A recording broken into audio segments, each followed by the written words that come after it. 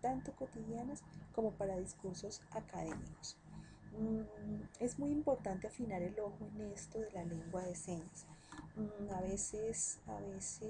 y tal y como lo reportan sus evaluaciones, de pronto señalamos el hecho de que son buenos o son malos, o tienen, bueno, no malos en ese sentido, sino que tienen un nivel aceptable, bueno. Por ejemplo, aquí se entiende y se hace entender, tiene buena comunicación con sus compañeros, pero no nos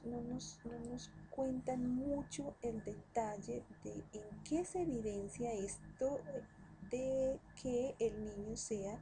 tenga un desempeño bueno. Es decir, además de que entiende y se hace entender cuáles son los desempeños comunicativos que tiene el estudiante que permiten decir que es un buen usuario de la lengua de señas luego del proceso que ha vivenciado.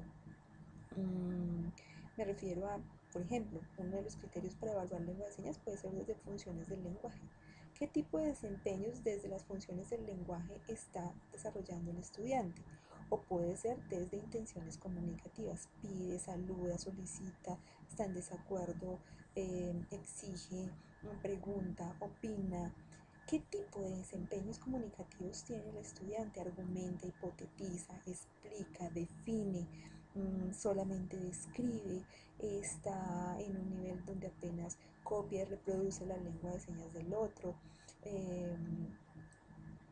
¿Eso en qué contextos? En contextos cotidianos, o ya realmente está empezando a tener algún tipo de desempeño y argumentación académica en las diferentes áreas. Eso solo por hablar del asunto comunicativo y de la función del lenguaje como tal.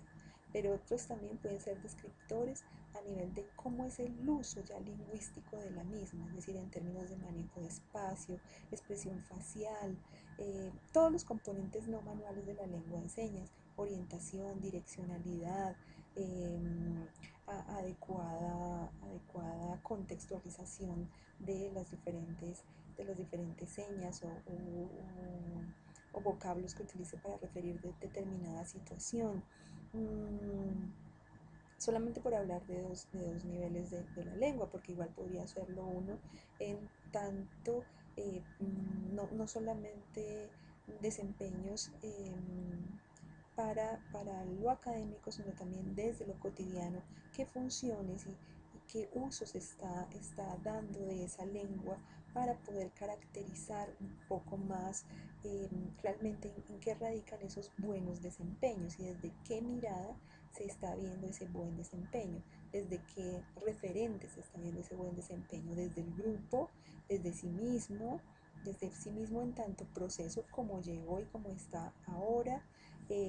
desde unos parámetros de evaluación que de pronto puede haber determinado el profesor, desde unas actividades específicas. Bueno, decir desde dónde se está evaluando este desempeño, pero ampliar un poco más la descripción del hecho de ser bueno, de ser regular o de entiende o de tener dificultades, tratar de describir qué uso se está haciendo con la lengua, qué funciones del lenguaje está alcanzando con ella, qué cosas le cuestan, por supuesto, al respecto. Pero ojo, siempre refiriéndonos a esto como dificultades en la lengua de señas, sino como elementos propios del proceso de una adquisición tardía de primera lengua, porque a veces se señala como que tiene dificultad para tal cosa, pero no necesariamente es dificultad, sino puede ser un error lingüístico, un producto del proceso de adquisición, o sencillamente estar atravesando un proceso en el que todavía no puede ser competente en ciertos asuntos de desarrollo del lenguaje y de la lengua. Aquí, por ejemplo, miramos el ejemplo de Lina, al respecto vamos al de Sonia. Entonces, lo mismo, es sorda de nacimiento, ingresa al aula sin ninguna escolaridad y sin manejo de la lengua de señas. Entonces, aquí nos está diciendo el proceso arrancó en el aula. Pero cuando nos reporta el desempeño nos dice, maneja vocabulario de uso cotidiano, pero la comunicación e interpretación de su lengua es algo confuso para ella. A ver, entonces podríamos entender que esta estudiante solamente maneja vocabulario, pero aún no logra estructurar frases con sentido, algún discurso medianamente coherente en lengua de señas. Precisar como este tipo de cosas. cuando se dice que la comunicación, es decir, todo el acto de interacción con el otro, de explicitar lo que piensa, de entender al otro, de construir y negociar significados, de tener intencionalidades para modificar la conducta del otro, para expresar sentimientos. Todas estas funciones del lenguaje parecieran entonces estar afectadas y no desarrolladas porque solo maneja vocabulario, de ser como muy preciso en, bueno, ¿qué significa vocabulario? Entonces solamente nomina cosas y aún no estructura frases, como decía, o discursos. Eh, no logra comunicaciones eficientes en tanto no logra expresar, digamos, ideas con sentido completo y por tanto tampoco las comprende. No sé, habría que precisar mucho más porque sí, digamos que habiendo vivido todo un proceso desde el 2006 de desarrollo de la lengua en el aula para sordos, este estudiante, sí el reporte debería ser mucho más completo, mucho más amplio en tanto cuáles han sido los avances que ha tenido al respecto y cómo es el estado actual en términos mucho más específicos de estos desempeños de lengua, tanto en asuntos comunicativos, cotidianos, académicos, como, insistimos, en el uso ya propiamente de la lengua, en tanto el asunto de configuraciones, posiciones, y expresión manual de la lengua, como también todos los componentes no manuales que le dan significado y contexto a la misma, como es el manejo del espacio, la expresión facial y gestual, la ubicación de los personajes, bueno, todo este tipo de elementos que se configuran en criterios para ver el uso y la proficiencia de un estudiante en la lengua de señas. Igual ocurre con Jaime, cuando dice en la actualidad el manejo que presenta Brigitte de la lengua de señas es coherente y acorde a su edad. Uno, ¿cómo podría señalar que la lengua de señas es coherente de acuerdo a la edad? En tanto para casi todos los niños sordos, hijos de padres oyentes, este será un proceso de adquisición tardía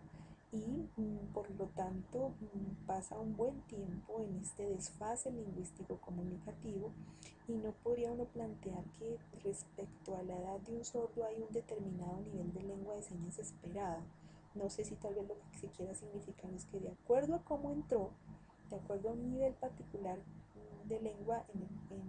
con el cual entró al aula, que pudo haber sido sin lengua, entonces unos años después, es decir,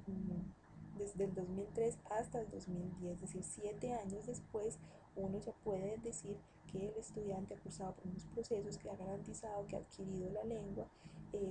y que en este momento está en un determinado estado de uso que le permite ciertas funciones comunicativas, ciertas intenciones desde el lenguaje, ciertas habilidades lingüísticas para la expresión y el mejoramiento y enriquecimiento permanente de su lengua, pero esto habría que detallarlo en tanto contextos de comunicación reales y efectivos donde uno pueda caracterizar